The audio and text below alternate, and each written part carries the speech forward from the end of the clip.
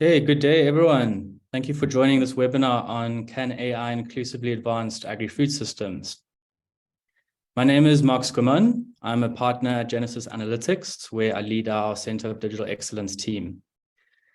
Today's webinar is such an exciting topic because we are currently living through the most rapid advancements in AI capabilities that anyone has seen. ChatGPT is a great example of this. And to make the point, I thought it would be fun to ask ChatGPT to write a short script to introduce this webinar.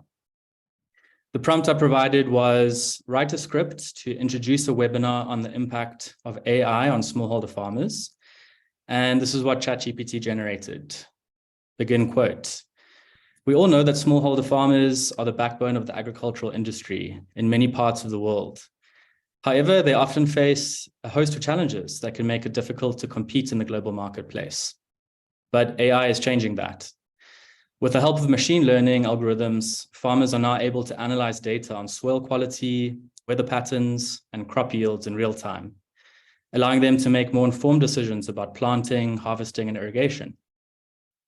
But the impact of AI on smallholder farmers goes beyond just improving crop yields. It also has the potential to transform entire communities, creating new opportunities for economic growth and sustainable development. So whether you're a farmer looking to embrace new technologies, a researcher interested in the latest developments in AI, or just someone who cares about the future of agriculture and our planet, we invite you to join us for this exciting and informative webinar. End quote. Not bad, especially considering that this was based on OpenAI's GPT-3 model. Last month, they released GPT-4 with significantly improved capabilities. It's interesting that ChatGPT didn't mention anything about the risks of AI in agriculture, but we'll cover that too today. Just to be clear, the study that we are releasing today as part of this webinar was researched and analyzed by a team of humans at Genesis Analytics. The study was commissioned by the Bill and Melinda Gates Foundation and the US Agency for International Development. We are very grateful to both of our partners for enabling and guiding our work on the study. To open the webinar, I'd like to welcome Josh Woodard from USAID to say a few words. Great, thanks so much, Mark.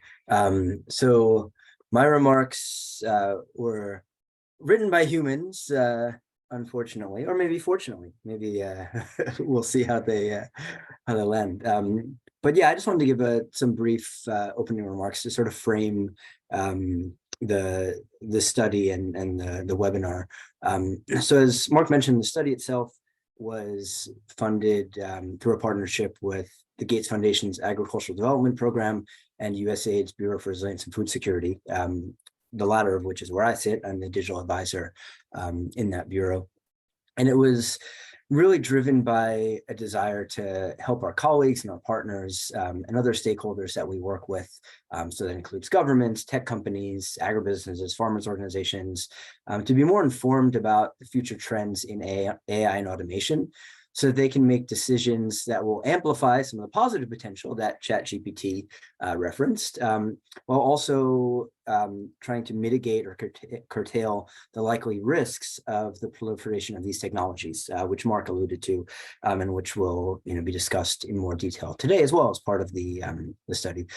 So I think contextually, many of you are probably aware of this, but at the moment, global food production is really challenged by a number of factors, from the lingering effects of COVID-19 to high food, fuel, and fertilizer prices, protracted conflicts, especially including Russia's invasion of Ukraine, and climatic shocks that are compounding impacts that threaten the lives and livelihoods of millions of people around the world.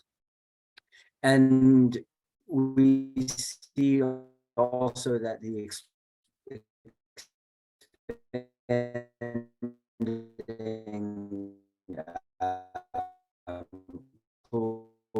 population is also putting additional pressure on food production systems, with the majority of that growth in LMICs in Africa and Asia.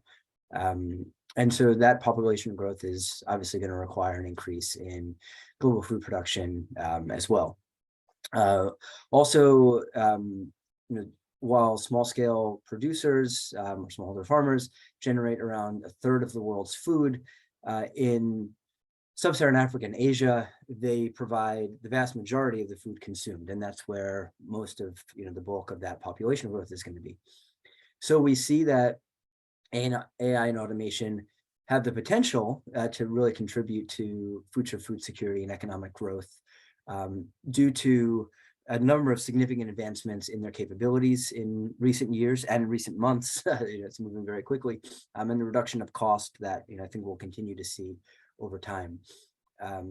But we also, it's not yet clear, despite ChatGPT's vision of all of the positive impacts that smallholder farmers and small-scale producers will realize from AI, it's really not yet clear what that true impact is going to be, especially on small-scale producers in low and middle-income countries. So, whether these technologies actually support small-scale producers to improve their productivity and resilience to the extent that's required, it's really going to depend on which value chain actors these solutions are designed for, the accuracy and relevance of the solutions for small-scale producers, the commercial viability of solution providers, and who has access to underlying technology infrastructure like data connectivity, electricity, and also who has a stake in the governance and ownership of these models and these systems. In addition, the impacts on women, men, youth, other sort of intersectionalities of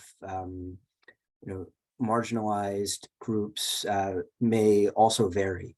And so that's something that, it will be important for developers to take into account when they are considering the needs of these different groups. So the study that is going to be launched today really aimed to provide a better understanding of the likely impacts of AI and automation on agri-food systems in the countries where the Gates Foundation and USAID work, and where we partner with national and local stakeholders in the agriculture space. And it was divided into two phases. The first was a diagnostic phase, which was really just helping to get a landscaping of what was happening in this space, where some of the opportunities are, where some of the challenges and trade-offs are. And then there was a prescriptive phase, which included a series of workshops with a diverse set of stakeholders that really aim to identify solutions and recommendations for navigating these trade-offs and improving the impacts of AI and automation in agriculture, with a specific focus on small-scale producers in LMICs. So, with the webinar today, I think you'll learn about some of the key findings and recommendations from the study. But we also have a number of experts who are working on these issues that are going to be offering their perspectives through different parts of the webinar. So it really should be a very interesting webinar. I would encourage you to ask questions, share your perspectives throughout the webinar. Don't just wait until to the end, take advantage of the chat and the Q&A functions. And with that, I'll turn it back over to Mark, and I'm really looking forward to hearing from everyone. So thank you so much for everyone for attending today. Great, thank you, Josh. So we've got 3 sessions we're going to cover in our webinar today. The first is going to look at why does AI and automation matter for small-scale agricultural producers. Secondly, we'll go into a session looking at what the impacts of AI and automation solutions are on agri-food systems, particularly in low and middle income countries. And then thirdly, we'll end off with a session on how we can steer AI and automation innovation towards more inclusive outcomes. Stick around for that session because it's going to include a panel discussion with people doing some fascinating work at the intersection of AI and agriculture. A few housekeeping issues before we begin in earnest. We've got a lot of people joining the webinar today, so unfortunately we can't give everyone the chance to speak. The hand raise function has been disabled, but we really would love for all of the participants to engage, and this is going to be an interactive webinar. We're going to hold a few polls throughout the webinar to get your views on the topics that we're discussing. We've got a Q&A forum where you can post questions and our team will answer them in the forum. We also will have a few slots in the agenda where we will pose some of your questions to the speakers and the panelists. We have a chat function where you are welcome to add your thoughts to the discussion throughout the webinar. And the session is being recorded and the recording will be accessible to anybody who couldn't make the session today. So we're going to start with our first session. Why does AI and automation matter for small scale producers? I'm going to hand over to my colleague, Theo. Thanks, Mark. That's great. So first off, hi all. It's a pleasure to be here. My name is Theo Platt, and I'm part of the Genesis Analytics team. And as Mark says, our starting point for today is the relevance of AI and automation for small-scale producers. But before diving into our investigation and our findings, we thought it might be interesting to hear from you, the audience. So to that end, we have a poll for you all asking the question, is AI and automation relevant for agricultural small-scale producers in low and middle-income countries? So I would encourage you all to make your choice and submit. We'll keep this poll up for about a minute. It may be that you think that AI and automation is highly relevant for all small-scale producers, or perhaps maybe just a subset of a particular geography, particular market along those lines. Or perhaps you have a more pessimistic view around that it may not be relevant. It may not be relevant now, but it may be becoming more relevant over time. Or you may think that it's unlikely to be relevant now or in the future.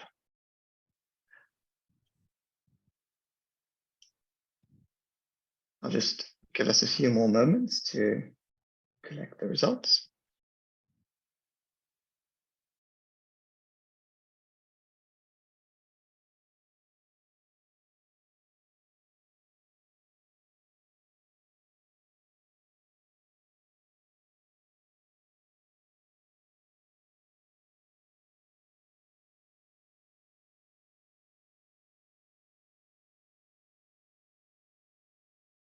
Right. I think that's probably about a minute. So yeah, if we could close the poll and see the results, that would be great. Okay, so lots of optimism in this call. I'd be curious to see if anyone's opinions change at the end of the webinar. I think that all these yeses are really testament to the explosion of AI in the last few months. My suspicion is that if we'd asked this question sort of not even 6 months ago, we may have had kind of a very different answer set.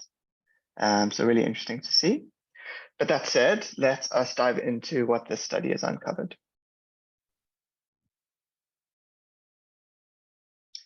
So we began with a landscaping of AI and automation solutions in agri-food systems in LMICs to understand, what solutions exist, where they are applied across geographies, across different markets, and whether there's uptake from small-scale producers.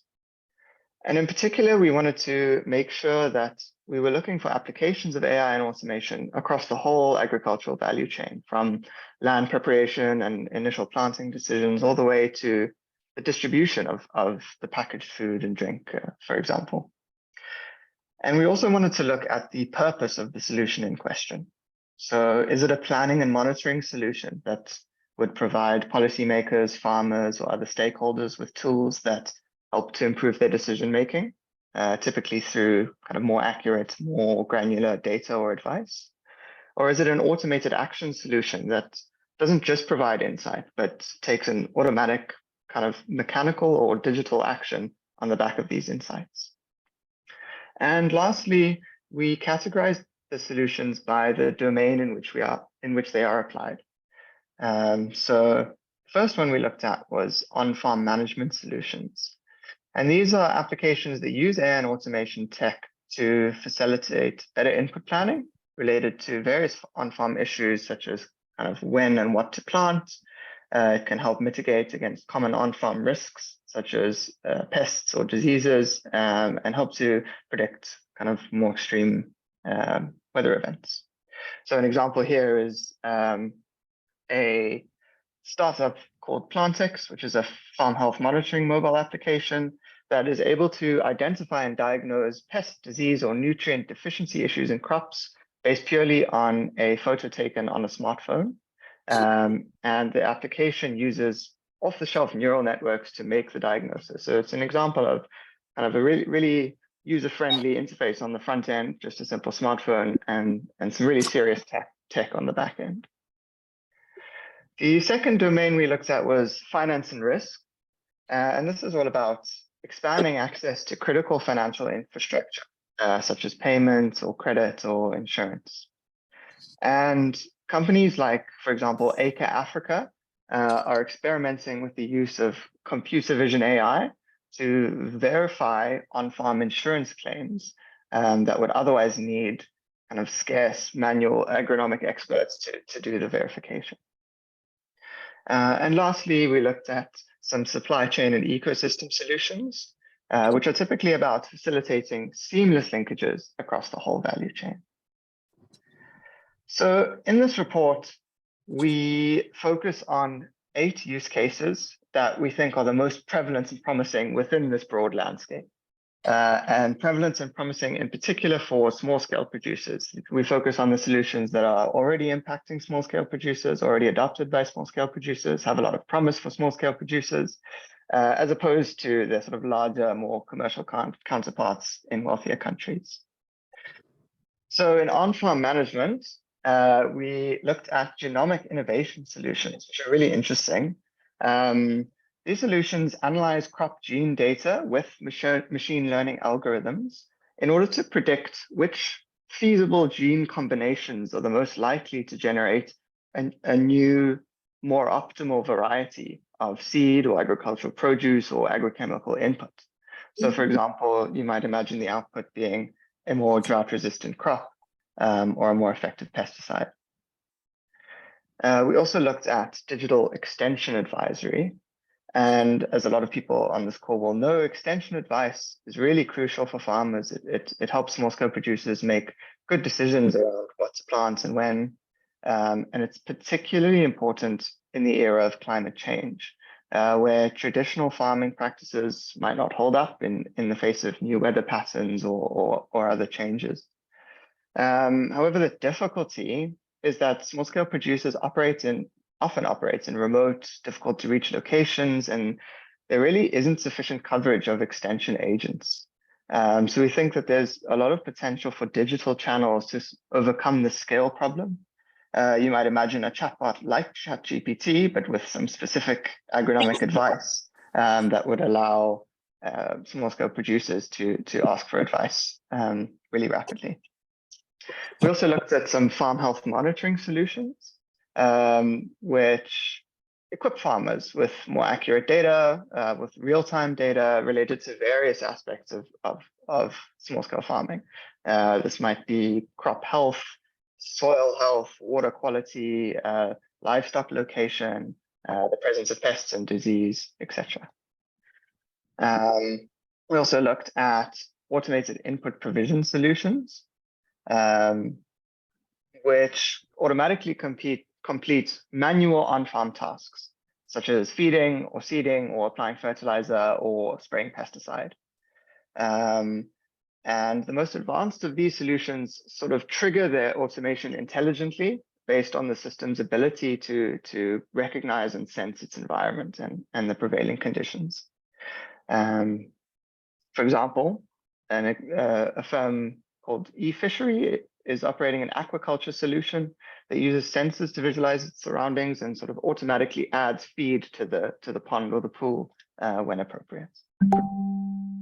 The study then moves on to the world of finance and risk, and in particular, alternative credit and insurance. And again, these services are really important for small-scale producers who may not otherwise be able to afford inputs or machinery, and may not have the disposable income to be resilient to external shocks, such as those brought about by climate change.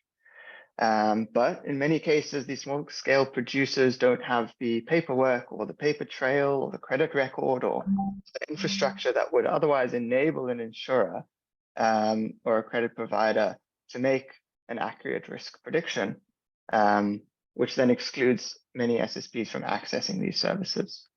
So these alternate solutions are looking to use non-traditional data, perhaps remote sensing data or satellite data, to inform their risk predictions. And this data is crunched algorithmically to establish the predictions and to create a risk profile, which enables these services to be delivered to SSPs.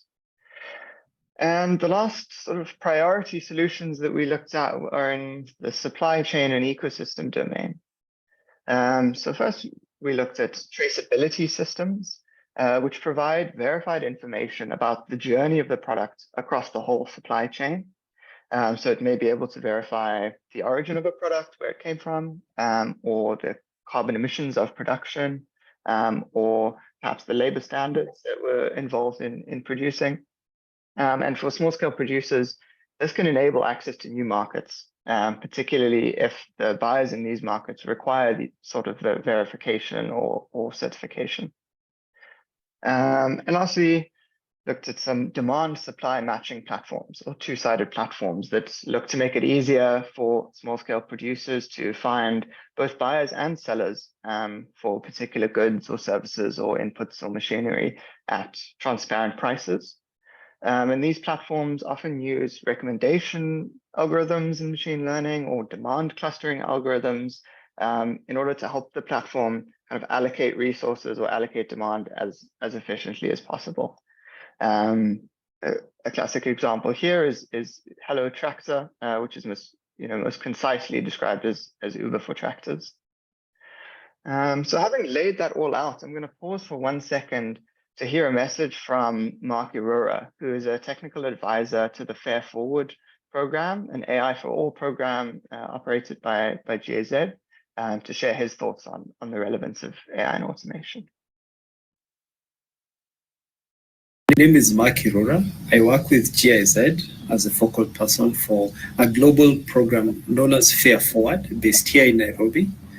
To answer this question that has to do with why AI matters for smallholder farmers, I think there's the broader issue around diffusion of technology. And by that I mean, we do not want to exacerbate the digital divide by confining the deployment of AI to just big corporations or big companies or farmers who have large tracts of land, because traditionally, I think in a lot of sub-Saharan Africa, it is smallholder farmers who feed more than 80% of the population. And by that I mean, they do grow food for subsistence, to be food secure at the household level, and to improve nutrition at the household level, but also like the surplus is sold to pay school fees, to take kids to school and so forth.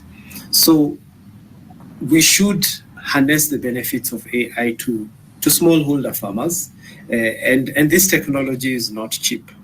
But then because of the reasons I just provided, I think there is enough justification to try and tailor farm management or extension sort of information services to advise these farmers on how to go about what they want to do, whether it's weather, whether it's applying fertilizer, whether it's when to irrigate and so forth. I think such can improve livelihoods. Such can also help to optimize the yield for the farmers. And I think over the long term as well, we are able to collect this information and this data and see how things are changing over a long time, whether it's the condition of the soil or, it is the changing weather patterns, and do the farmers need to adjust, for example, to climate smart seeds such that they can optimize their yields. Thank you so much.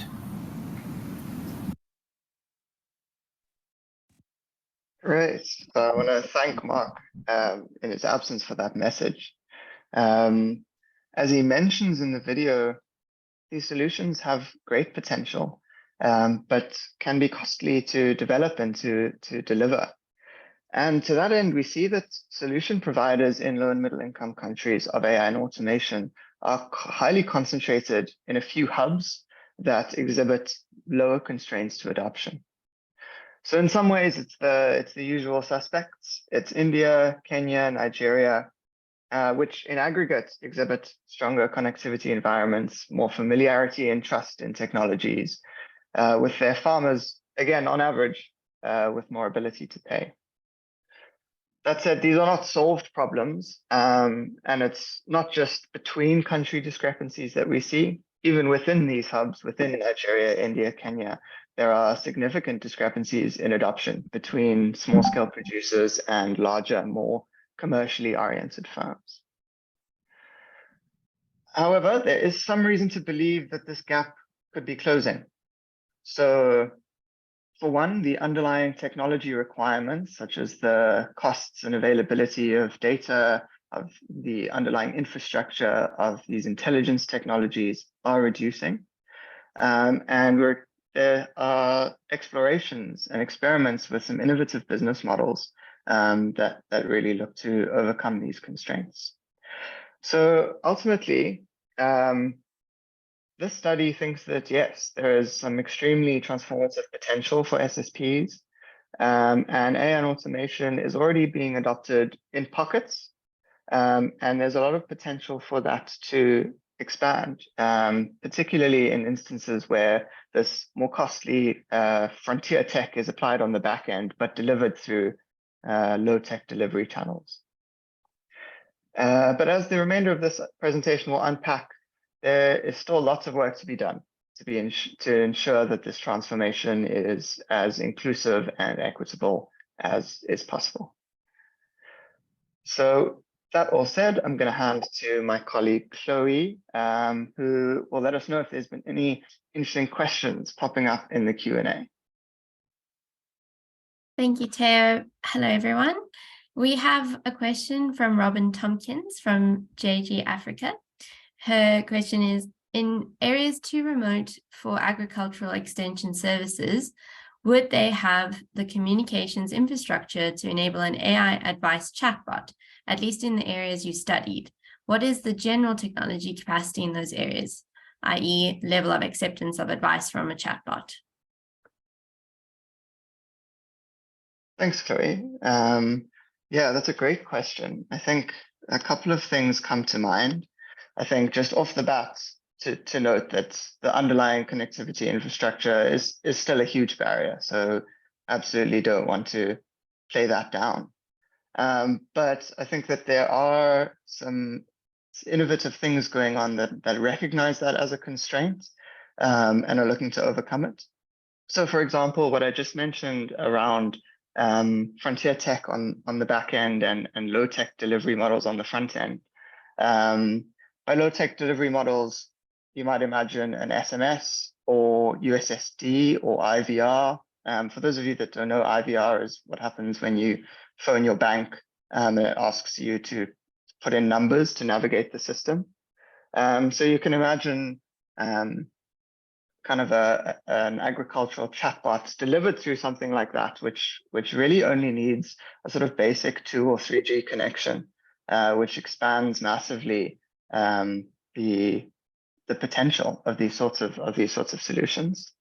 But of course, the pure connectivity isn't the only barrier. The question I think mentioned trust, which is really critical. I think some of the business models that we looked at are recognizing that as a constraint. And I think later in this presentation, we'll unpack leveraging human intermediary networks, trusted human intermediary networks to help introduce this technology, educate people on this technology, and really build sort of not necessarily just in the moment trust, but really long run trust in the solutions that are being offered. That, of course, is all predicated on the solution being effective, being good, offering relevant, kind of highly contextualized solutions. And that's something that the ecosystem is and needs to work on. and we've got some recommendations and to that end near the end of this presentation. But yeah, super interesting discussion. Lots of thought, lots of activity going on. I don't think it's been solved in its entirety yet, but some interesting green shoots going on. Thank you, Robin. Great. Thank you, Teo. That brings us to the end of this section. We do know that there are other questions that have been posed, and we'll answer these directly in text form or cover them later on in the presentation. I'm now going to take us through the impact section. So once again, my name is Chloe van Widden, and I work with the Genesis team.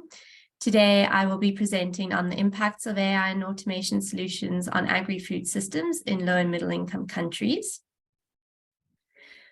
Before we dive into this section, we would like to pose a question to our audience. How optimistic are you about the impacts of AI and automation solutions on small-scale producers and agri-food systems in low and middle-income countries? Are you highly optimistic because there are likely to be significant positive benefits to productivity and cost savings? Somewhat optimistic, they're likely to be both positive and negative impacts, but the benefits will outweigh the risks. Somewhat pessimistic, it's likely that the risks will outweigh the benefits, or highly pessimistic because there are likely to be significant adverse consequences to the inclusion of marginalized groups and the environment. I'll give you all a couple of seconds to submit your response.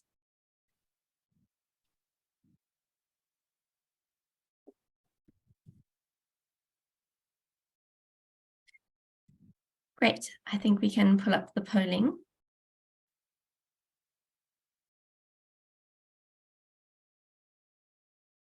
Okay, some interesting feedback.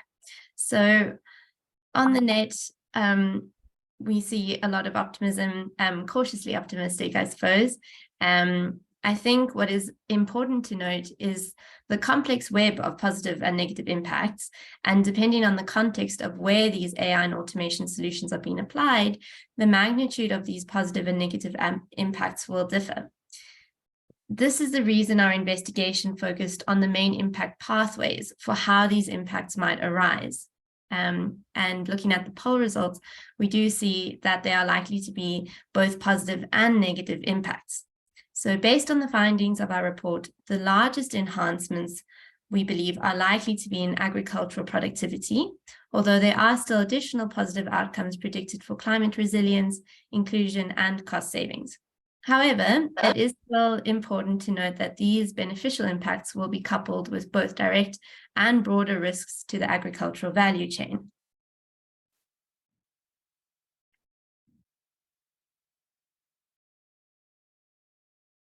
In terms of agricultural productivity opportunities, AI and automation solutions can improve SSP knowledge and decision-making across all stages of the agricultural production cycle. For example, data collected from sensors, satellites, or drones can help SSPs identify optimal areas for new crops and livestock, enhancing the land preparation component. SSPs can cultivate better quality of produce through precision farming and predictive analytics, which provides farmers with accurate guidance on irrigation management, crop rotation, timely harvesting, and nutrition management for agricultural and/or grazing land. Further, digital advisory services provide SSPs with real-time advice on weather conditions, farming practices, and preferred input suppliers based on the quality of products available. This, combined with predictability and yield forecasting using cropping lifetime, enables SSPs to cultivate better quality output while also using inputs more efficiently. AI and automation can also generate cost efficiencies, expand access to critical economic infrastructure, and build climate resilience for producers. Cost efficiencies are one of the foremost opportunities presented by agtech solutions. Digitized booking platforms, the introduction of blockchain technology, automated on-farm practitioner, and genomic technology allow for lowered operating costs, less costly access to services, enhanced traceability, efficient reallocation of labor, and access to improved cost-efficient seeds. A deliberate effort to design AI and automation agricultural solutions to enhance inclusion has the potential to open up several access points. For example, automated digital climate advisory services provide SSPs with access to precise, timely information triggered to adapt to real-time weather events, preferred inputs, and farming techniques via feature phone channels such as USSD or SMS, regardless of the location of SSPs. Digital platforms and the rise of e-commerce offer more efficient mechanisms of matching buyers with sellers, creating opportunities for more SSPs to sell produce to more formal and modern markets at a fair price. Finally, AI and automation technologies have the potential to enhance SSP resilience to climate change and natural disasters by opening up access to assets and mechanizations, improving decision-making, and extending access to insurance. For example, automated irrigation systems and fertilizer administration allow for more uniform and precise administration of inputs. Together with on-the-ground data, satellite information can make SSPs more proactive to climate events and enable them to pre-plan responses rather than reacting to these events after the fact. These benefits, however, are met with significant risks that are associated with AI and automation solutions, as the distribution of these benefits is unlikely to be even, resulting in consequences for competition, access to economic opportunity, and ethical conduct. There is the potential for labor shedding of manual laborers whose employment is influenced by seasonal fluctuations. Additional ad hoc labor is required during particular periods such as planting or harvesting. However, automated on-farm processes minimize the demand for this ad hoc labor. As such, these individuals will have fewer seasonal employment opportunities in a sector that is typically a significant and reliable employer of low-skilled labor. However, the overall labor shedding impact attributable to the introduction of AI and automation is dependent on the underlying country and local circumstances. For example, in Southeast Asian countries where population rates are decreasing, the introduction of a blended workforce, combining digital solutions with traditional farmers and tools, is proving to be effective as there are fewer people entering the farming profession due to the physicality required by the profession, which is becoming unmanageable for aging populations. Although labor shedding in agriculture will occur in some instances, like most disruptions, the introduction of automation technology will lead to new sources of employment. Further, many of the new jobs being created in the deployment of ag-tech solutions are relatively low-skilled jobs with minor barriers to entry. For example, the need to deliver ag-tech solutions through in-person intermediaries is creating demand for booking, sales, and engagement agents in rural areas. If innovative technologies are not adopted evenly amongst SSPs, there is a risk of inequitable distribution of benefits. This may occur if SSPs that are more commercialized or have high incomes are able to take advantage of ag tech solutions to improve their productivity, competitiveness, and earning potential. This would widen the productivity divide between these SSPs and the remote or lower income SSPs that may not have the access to these solutions or be able to afford them. Both of these consequences will exacerbate the exclusion of women and other marginalized populations. Finally, more than 3.5 billion people and 70% of crop production are vulnerable to climate change. If AI and automation technologies are not appropriately monitored and regulated, there is a risk that these figures will become even more significant. This is of greatest concern for lower income households who do not have sufficient financial means to cope with climatic shocks and are reliant on subsistence farming for food security. The implementation of AI and other innovative solutions across the agricultural value chain can lead to several key ethical considerations that have the potential to strip farmers of their autonomy and lead to breakdowns in trust. In terms of data ownership, there are concerns regarding the collection and dissemination of farmer data to third parties. The use of smart information systems is relatively expensive, which may create a digital divide across slightly more commercialized farms that are focused on monoculture compared to varied subsistence farms. agricultural big data is susceptible to privacy and security risks because it could be used nefariously by corrupt governments, competitors, or market traders. This is particularly the case in low and middle income countries where their data protection regulation is more nascent. The impact of automated advisory services by SSPs is influenced by the accuracy of the services and their availability in languages that SSPs can understand. Marginalized groups in low and middle income countries are often underrepresented in data sets as data is not collected on their needs. A lack of accurate data results in the accuracy of AgTech solutions not always being matched to the specific needs of these groups. Consequently, SSPs can receive inaccurate and incoherent outputs from AI-enabled AgTech services, resulting in adverse outcomes. Finally, as regards environmental protection, IoT sensors, robots, and devices may cause harm, distress, and damage to animal welfare and the environment if they are not disposed of responsibly.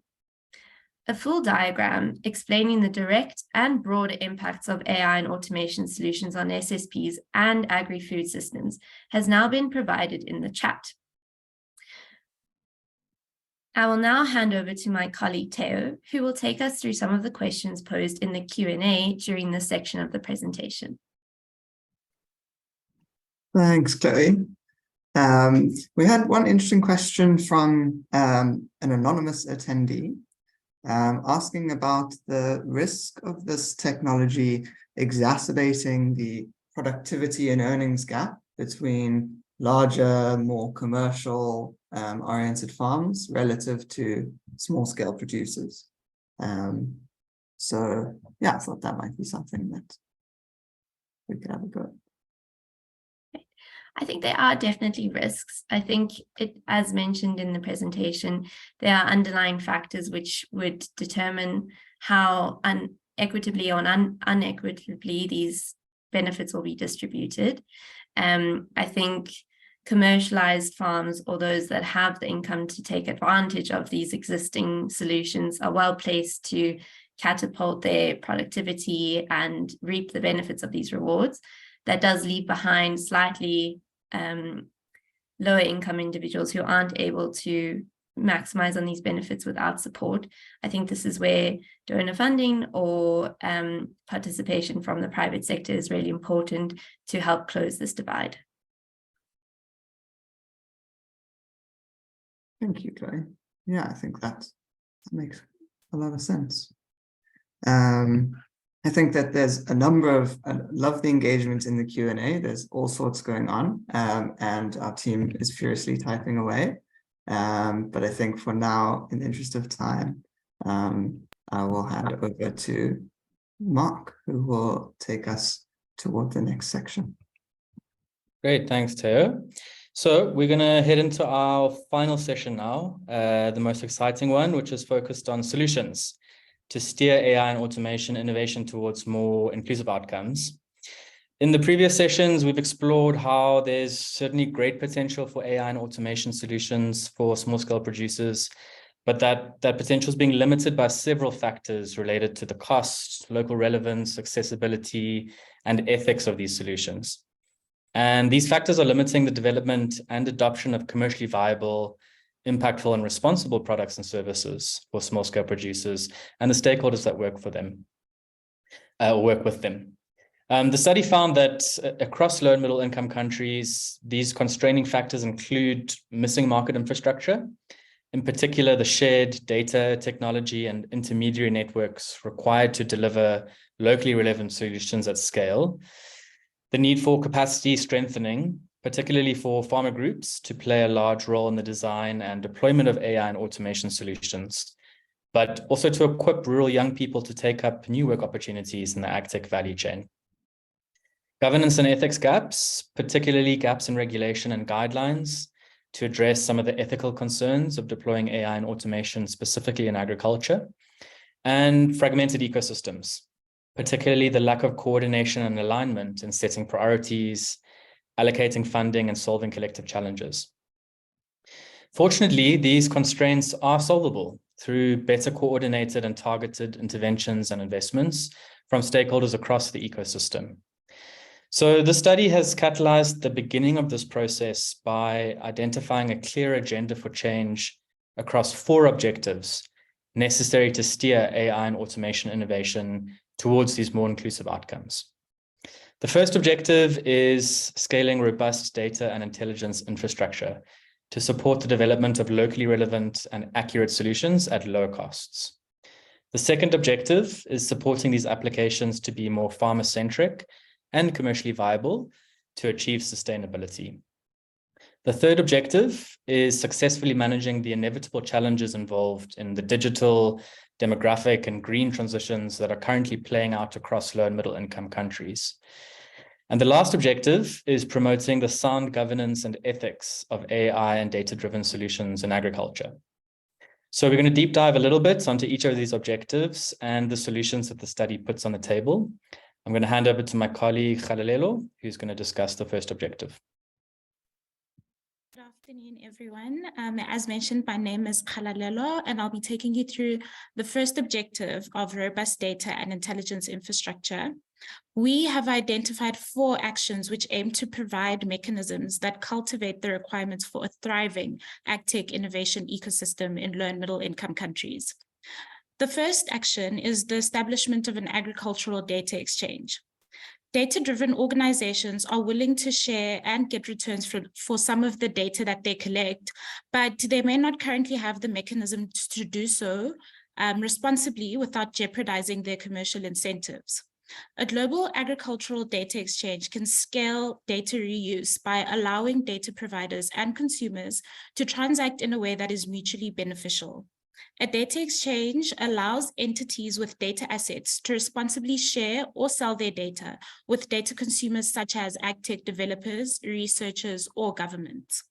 In order for this exchange to be successful, it will be critical to understand the kinds of data different organizations would be willing to share and the returns that they expect for it.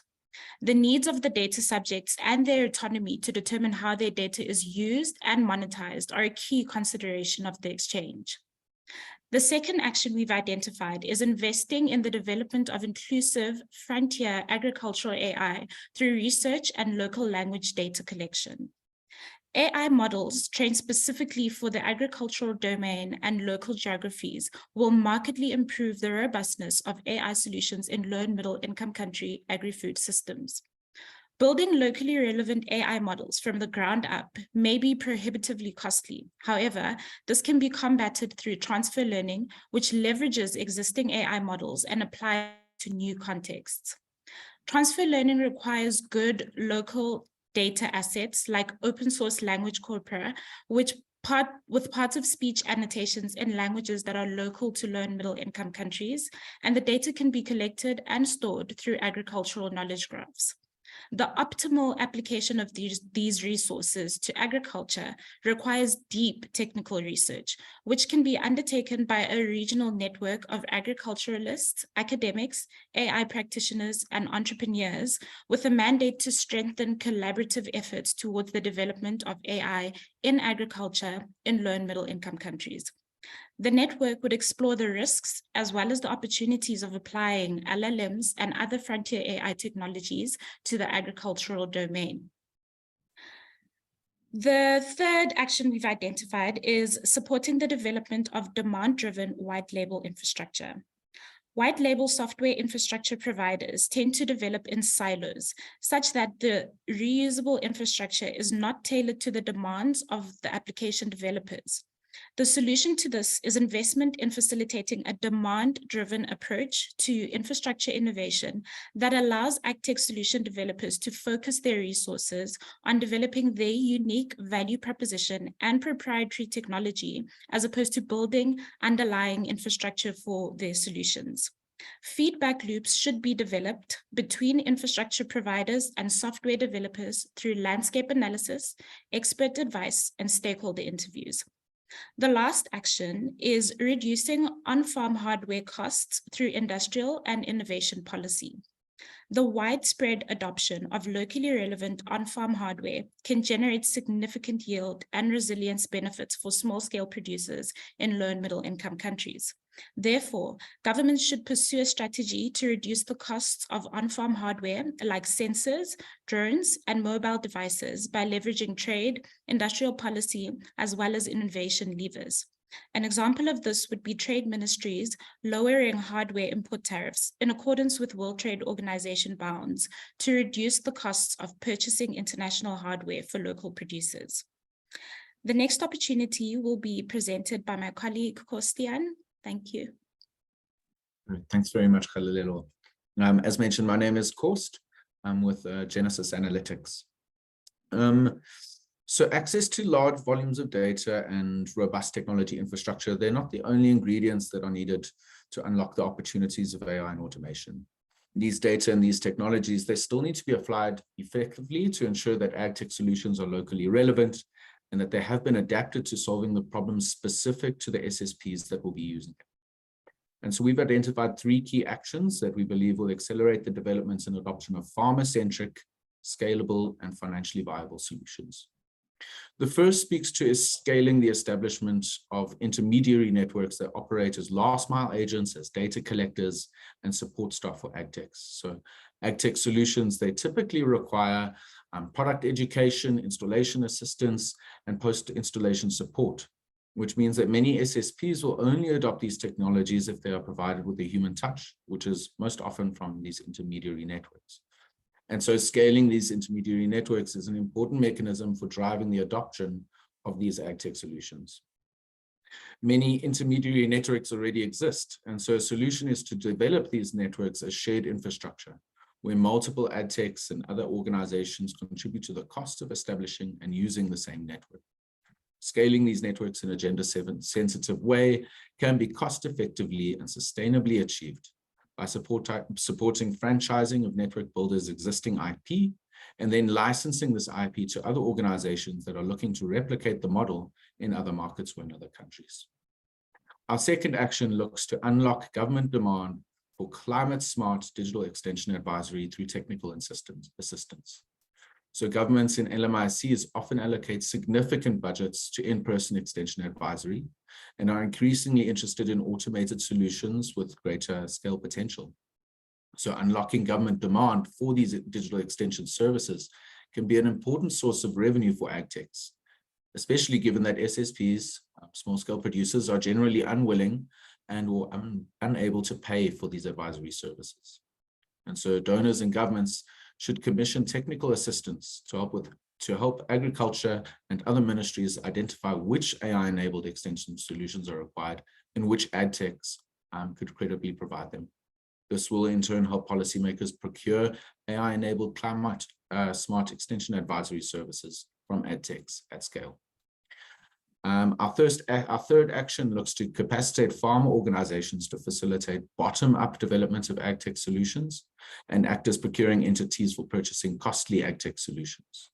So ag tech products that do not consider local context or incorporate farmer participation are unlikely to be trusted and scalable solutions.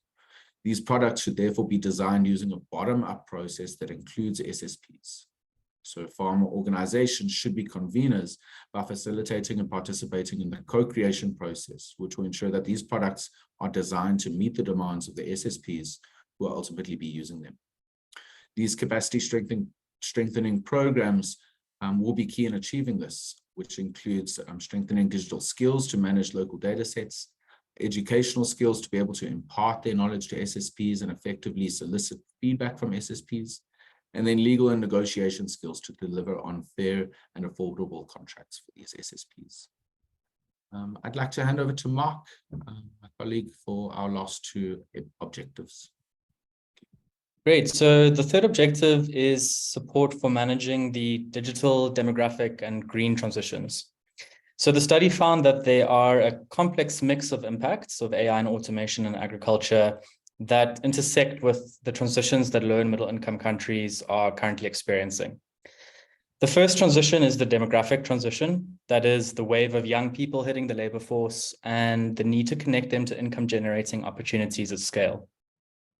So the study found that while there are some risks to automation displacing low-skilled manual labor, there are also significant opportunities for new forms of work in the agtech value chain, including data capturing, agtech booking agents, lead farmers adopting tech solutions, drone pilots, and others. However, it's not automatic that people pushed out of traditional work opportunities can easily transition into these new ones. Hence, the first recommendation to invest in vocational training and skilling to prepare rural young people, especially women, to take up new work opportunities in the agtech value chain. Organizations in this value chain that are creating these new work opportunities should invest in sourcing, screening, and training rural young people to fulfill these opportunities. Governments and donors can subsidize the cost of these activities through instruments like wage subsidies or challenge funds, where hiring organizations or employment accelerators can apply to receive funding on the premise of creating a certain number of jobs. However, in recognizing that there will always be some people left behind in economic and demographic transitions, the second recommendation is to investigate new forms of social support mechanisms that can ably assist those left behind, including transitioning to new pathways to productive work. Social support in isolation is insufficient. Stakeholders must also enable new pathways to productive employment. And these efforts involve upskilling, capacity strengthening, and employment matching initiatives. The second transition is the digital transition, particularly the rewiring of market structures as digitally enabled businesses become commonplace. And here the study explored the potential consequences of AI and automation IP being concentrated amongst a few large tech firms, or solutions delivered across low and middle income countries being provided only by a handful of ag techs that manage to achieve scale. So relevant here is the need for competition and digital market regulators to have a key role in understanding how digital technologies are changing the structure of the ag tech market and updating their regulatory toolkits to address the potential consequences of dominant market players. The last transition is the green transition relating to climate change and the need to adopt climate smart agriculture. While the study did identify many use cases of AI and automation supporting the adoption of climate smart agricultural practices, one of the risks that we identified is the proliferation of electronic waste in low and middle income countries as on-farm hardware becomes more commonplace, particularly given the trend of secondhand and near end-of-life hardware being imported into low and middle income countries at scale. So the solution we proposed is to socialize an existing extended producer responsibility policy amongst ag techs. Extended producer responsibility places the obligation of end-of-life recycling on the producer of goods. And socializing this principle among ag techs would support the responsible recycling of electronic products used in ag tech applications, and can be a powerful commitment device for impact investors, donors, and governments funding AI and automation solution providers. And then the final objective, which is to embed ethical AI and data governance practices in ag tech solutions, is possibly the most challenging. This is because the pace of innovation in the space is moving so quickly, with the new ethical considerations occurring as capabilities evolve. But it's also challenging because there's no clear regulator with a mandate to govern AI solutions applied in agriculture. Most low and middle income countries don't have a dedicated digital regulator, and so the regulation of AI applications mostly falls to sector regulators, if at all. So for these reasons, the study advocates for starting with solutions that support industry self-regulation, with commitment devices used by donors, investors, and governments when engaging AI solution providers. The study also advocates for experimenting with new data governance approaches that provide small-scale producers with more autonomy over their data, how it's used, and how it's commercialized. We think that these self-regulatory approaches are ultimately more impactful because they place fewer limitations on the pace of innovation, but provide real incentives for AI and automation solution providers to seriously consider and address the ethical concerns around their products and services until such time as market regulation catches up. So in order for self-regulation to occur, these solution providers need to have clarity on the kinds of agriculture-specific ethical risks their solutions pose and how to address these. So our first solution is to develop a domain-specific and gender-sensitive ethical impact assessment framework for the use of AI in agriculture. Now, there are many of these frameworks that already exist, and they are helpful in helping AI solution providers in other sectors identify where in their processes ethical risks are likely to emerge and how to tackle them. But none exist that are specific to the agriculture sector. So this needs to be addressed, and the clients of AI solution providers, like donors and governments, should use the adoption of this framework as a condition for procuring their services. Secondly, there will be instances where small-scale producers feel aggrieved when an AI-driven solution provides suboptimal outcomes or advice. The capacity of intermediaries working with small-scale producers, such as extension workers and farmer groups, should be strengthened to include educating farmers on their consumer rights and responsibilities, and in choosing the right AI-enabled services for their contexts. Thirdly, to explicitly address the potential for AI bias, common resources in the form of unbiased data sets, explainability tools, and AI failure monitoring in agriculture are required. The study proposed establishing regional agriculture AI labs that define the bounds of AI bias in agriculture, provide guidelines on AI explainability, such as model cards or explainability 360 products tailored to agriculture, and collate unbiased training data sets. And then lastly, the issue of who owns and can monetize the farm level data that fuels AI and automation applications is the subject of an unresolved global debate. Small-scale producers are often not afforded the autonomy over how their data is used or sold. And the study proposes piloting approaches like data trusts, which provide more inclusive legal mechanisms for governing the ownership and monetization of agricultural data. Development Gateway, USAID, and the Gates Foundation recently launched a study on these models for cooperative data governance for smallholder farmers, which is instructive in thinking through which governance models are relevant in different contexts. So these are the 4 areas that the study identified as critical for steering AI and automation innovation towards more inclusive outcomes. And we're now going to open up this discussion to our panelists.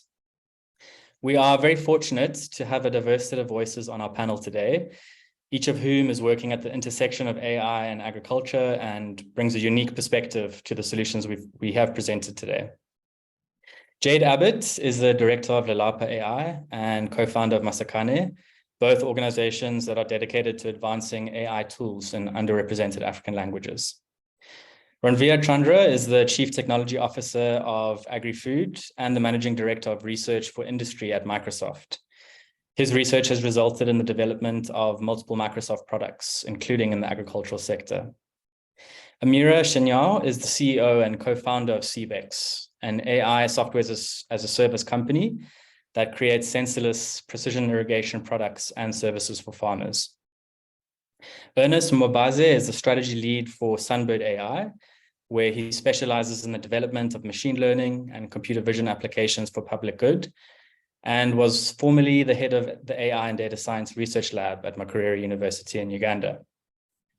Joel Nwakaire is a non-resident postdoctoral research fellow at the African Technology Policy Studies Network and a participant in the IDRC's AI for Development program.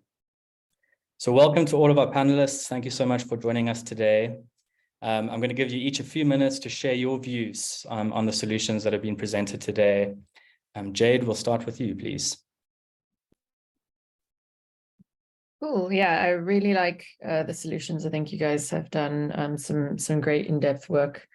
My thoughts, I guess, will be semi-on brand. So one around language. And so despite the massive improvements we've seen in the large language model space, these sort of tools aren't necessarily available in African languages or in the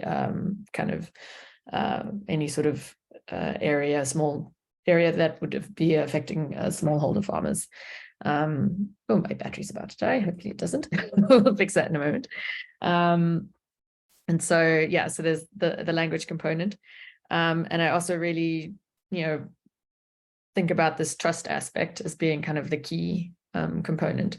And I think for us, even as AI becomes more pervasive, the further out you go away from kind of technological centers, people trust AI less and less, and trust technology less and less. And kind of the last point I want to add is often we want to introduce AI tools to parts of the farming business which actually perform really well.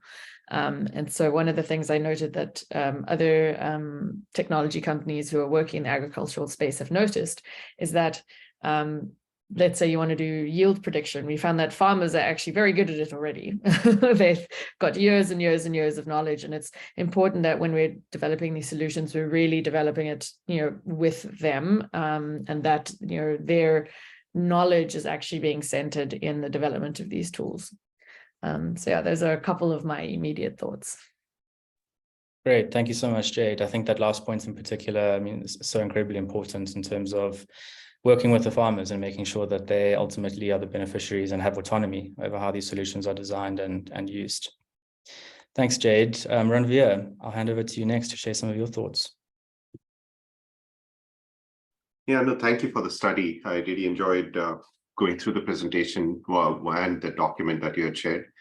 From an AI perspective at Microsoft, as you know, we are investing a lot in some of these large language models and generative models in particular, looking at what AI can bring. AI has just transformed a lot. There's been huge advances in the last few years, and we are always thinking about new applications of these of the latest advancements, of being able to essentially getting closer to what we call what people call AGI. It's not there yet, but at least there are huge advances in what AI is able to do. The one question that me and my team keep thinking about is what is its impact on agriculture and small-scale producers in particular, and how do you make all these advances accessible to small-scale producers? So that's one thing which will become big. It's not just for one of the scenarios people talk about is how it makes it easy to make some of these technologies accessible to small-scale producers with language. But it is not just that. If you look at what these large models are able to do, for example, my team recently trained one of these to pass the agronomist exam. So if you're thinking of the vision that we have here is thinking of it like an agriculture co-pilot, where it is not replacing a farmer, but it becomes an assistant for a grower, for an agronomist, for a policy person. And with that vision, the key question then, it's not about whether it is able to do it. We are more confident now that we'll be able to accomplish that. The bigger question is, how do you make it feasible as a business model for the different stakeholders involved? And that's one of the questions we are looking to answer as well. Some of the other points you mentioned around data, around equality, around ethics, I think are going to become even more and more important. And that's something where we need interventions. It's not just if we just keep going as people have in the past, a huge segment of the population will miss out on getting the benefits of AI to them. So that's another aspect which we keep thinking about and look forward to collaborating with you. Great, thank you, Ranveer. You mentioned at the beginning we're getting closer to that frontier of artificial general intelligence.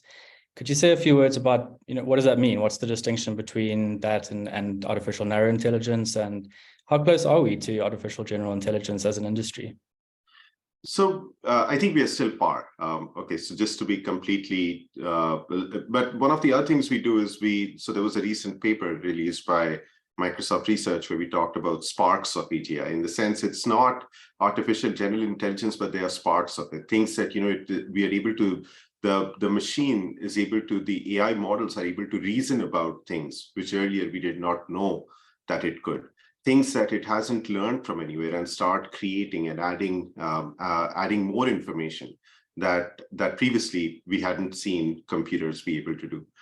Whether it's close to how close it is to AGI, I think we are still far. Because I think the true test would be once it starts coming up with scientific principles, once it starts proving new theorems. I don't think it is anywhere close to that.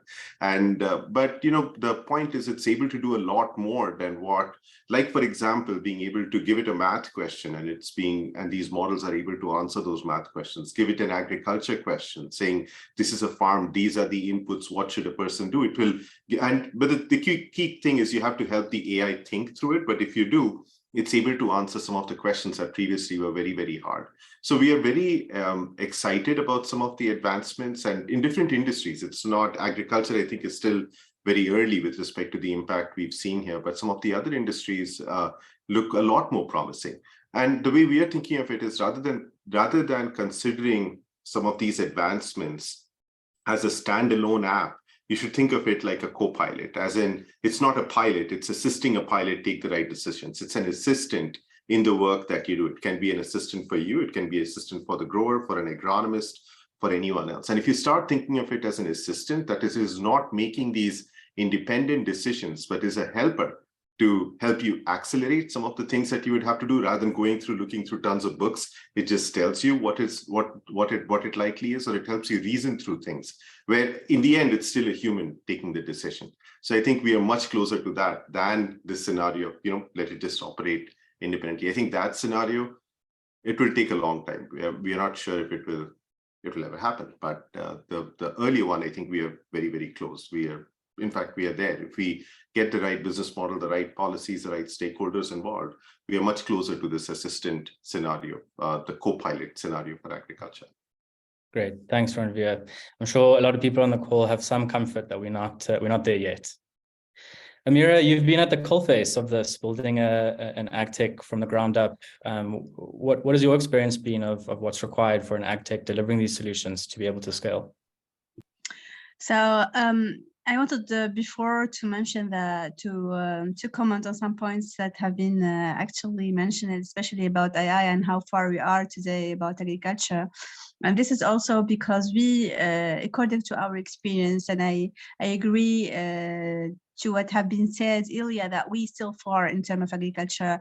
If we are talking about AI today, we are still like collecting all the data, and why it's because it's the only sectors that have been really far from technology. And I think it's because also we couldn't, during the last 3 years, deliver the right technology to farmers in order to be able to do this. So whether in the production phase, or whether in the logistic phase, or even whether for the sales part. So for us, it took us a lot of years. Like 5 years to be able to pivot and to deliver what we call trustworthy solution that farmers can use. So actually that can be accessible, whether in terms of usability or in terms of cost. So you have been mentioning earlier about hardware, etc., and the cost of hardware, and especially that when we talk about production and how we can maximize production while using less resources, it's always we talk about sensors. So in CBEX, we had the vision to work on a SaaS platform in a sensorless way in order to make it very accessible in terms of cost, but also to work on our data, the collecting data through our IoT stations without charging farmers this cost, in order to be able to use this data and enhance more our models and give farmers more precise recommendations, especially about irrigation and fertilization. So I think today, as we are coming from two kind of countries, we are working on 2 different countries. So we have customers in France and customers in Tunisia. Tunisia have been 30 years in drought, but we are starting today actually putting on some solutions, and government are working in order to help farmers to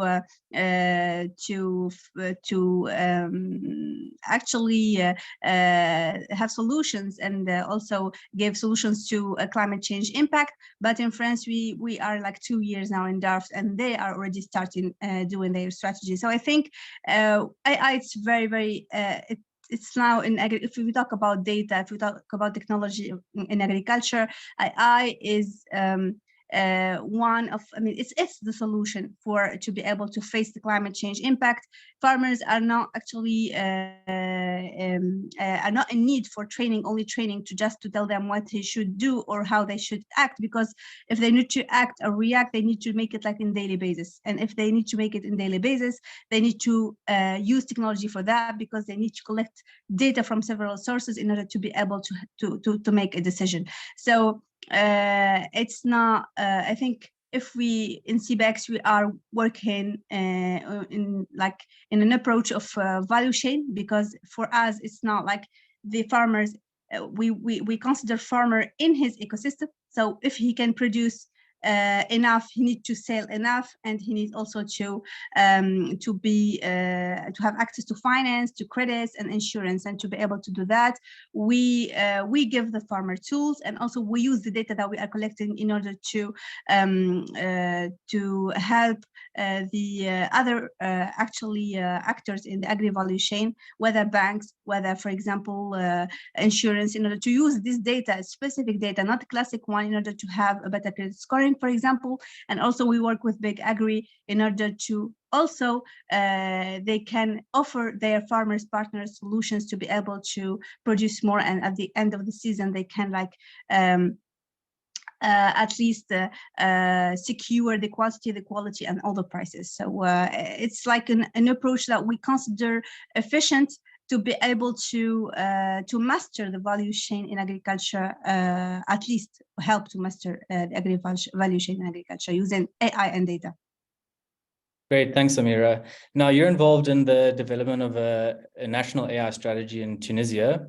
Yeah. From the perspective of an ag tech, how important is it that policymakers are coming together, putting those kinds of strategies in place for the business that you run?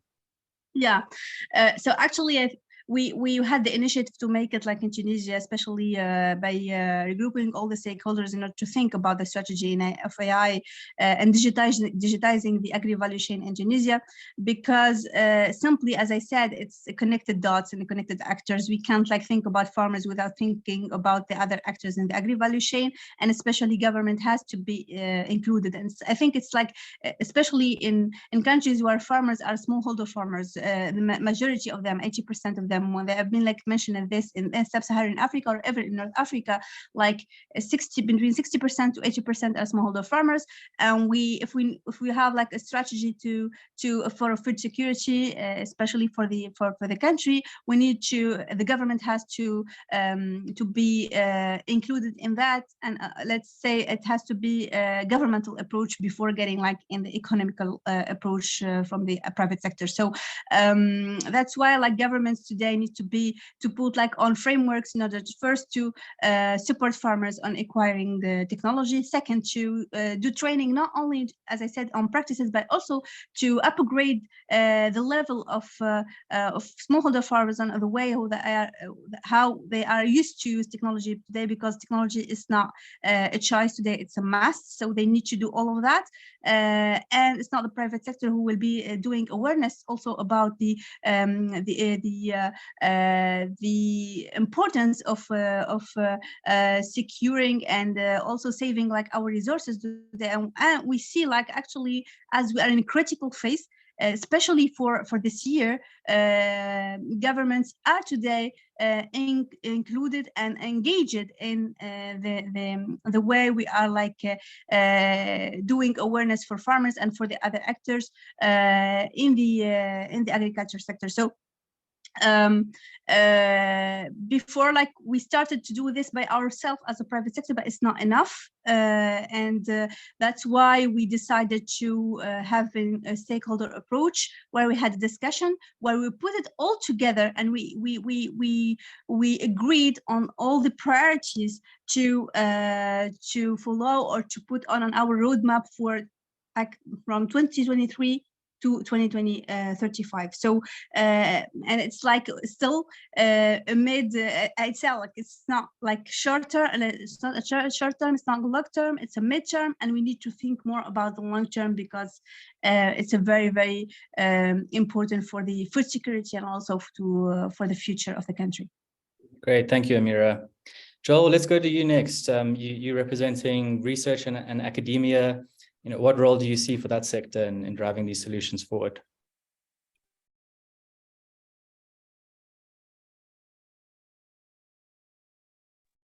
Joel, you're on mute if you're still with us. Yeah, I had a little network issue and I was kicked out, but I'm back. That is still what we're saying about infrastructure availability for some of these things. Yeah, Thank you very much for inviting me, even though I didn't hear your call, but I have listened to the session so much. It's very interesting. I would like to share some. It is to be one of the hubs selected. Our hub is focused on responsible artificial intelligence in agriculture and food systems, sponsored by IDRC. And we have learned a lot of lessons because this is a year, 6 months into the project. Our goal in the project was to make sure there's AI use in agriculture. We push for responsible at deepening how to use it, develop, deploy, and scale AI tools in agriculture and food systems in Africa. We also looked at building capacity of researchers, and then we also, the latter part will be influencing policy. So, but some lessons we have learned about, generally on AI being, making and inclusive, fears abound. People are afraid about what AI can do. On the space of intelligent or learned people, they understand. But when we are talking about small scale farmers, these small scale farmers, for instance, we look at the rural women, the vulnerable groups, the marginalized. Are they ready? Are we doing what we are doing to make it inclusive in terms of gender equality, social inclusion, in terms of the responsible AI principles? Are we incorporating it? Because we have seen that discussions have been on AI as a tool, but what we believe in our hub is that if it is not responsibly used, then we have problem. And one of the things we address in our hub is bias. We'll find out that most of the data used in training large algorithms come from data collected from where, let's say, environments that are not similar to what we have in Africa. And so this introduces a lot of bias. And when we look at it, Africa do not have an integrated data bank, or countries do not have these resources integrated in such a system that they will support deepening the use of AI. So we are now building that data bank. And how are we doing it? We pushed out some small grants, and we call them sub-grantees. African countries, at least 8 African countries, and they were 10. Now, what the lesson we're learning is such that we must have to be responsible ourselves to allow the researchers, the policymakers, the various stakeholders to work together. Because we found out that from the little survey we did about those who applied, they were mainly researchers. And the researchers alone cannot drive responsible AI use in agriculture. Let's use that word, force together. And researchers, actors, and private sector actors. And what is turning out now is that we have a robust development going on in countries like Kenya, like Nigeria, like Ghana. From the design stage, we made it inclusive. We have to identify the needs of the farmers, because we can talk out of the space, and that is, we say the farmer needs this. Yes, it may be driven by industrial need, but what individually does the farmer need? So how is the farmer incorporated from the design stage? Well, maybe we'll say the farmer is not intelligent enough, but I believe that the farmers, they have the jewels of knowledge that would drive responsible development.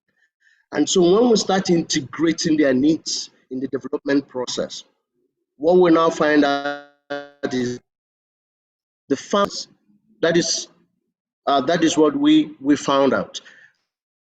Joel, I'm going to stop you there. Thank you so much. Just want to give Ernest, I want to give Ernest a chance to say a few words before we need to close. Ernest, I'll give you the last word. Thank you. Yeah, great. Thanks a lot. Thanks a lot. Yeah, sorry, Joe. I'm going to see what you're going to say. So maybe I'll just do 2 quick points on this.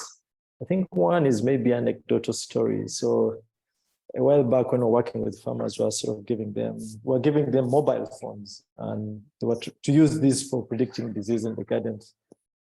And at some point I asked one of them, you have improved varieties of seeds, but there's even a problem with that. There's no AI or technology involved. You have better breeds of cassava. Why don't you plant these?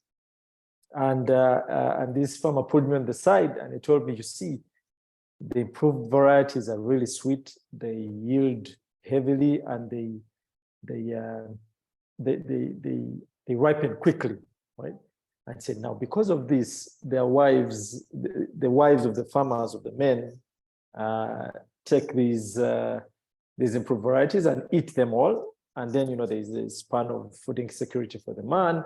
And then they also sell them because they're really delicious. And so he told me the reason why they don't plant these things is because it's just easier to plant the sour variety, the sort of hard variety, because then the ladies sell it less, it doesn't move fast, and then they can secure their family for a while. And I mean, this is something no one would ever think of who's trying to improve their livelihoods. And so I think the point here, and I think this is a point that has been made by all the speakers, is understanding the context of the farmers. And I think even these solutions, I think the first solution on robustness is quite important. That this solution should be robust, and robust means that they can also morph based on the context of the farmers. Even within one locality, the context can change really drastically.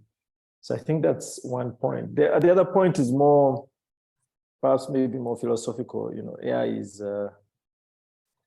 making strides, and you can extend a mind problem and think, what will AI be in the next 5 years, 10 years? And we know for sure, if the intelligent tasks humans are making, then AI is going to be able to do that and do that even better. And so when you think of a farmer and what intelligent tasks they have to make, you can quickly see that if you apply AI all within the next 3 years, this is going to, there's going to be a huge change for sure. And so I think maybe thinking of the rate limiting tasks, and I know the study didn't capture sort of the other external environment factors like connectivity. But I think it's important to think of where along this rate limiting task, or where along this task they're doing, is the rate being limited, and where is the best possible application of AI. And I think several people have sort of talked about that. But I think that's going to be quite important to define where to apply AI very strategically. Yeah, thanks a lot. Thank you so much, Ernest. Thank you so much to all of our panelists for sharing your views. That brings our webinar to a close. Thank you very much, everyone, for joining. And I would like to hand to Stuart Collis from the Gates Foundation to say a few words in closing for us. Great. Thanks, Mark.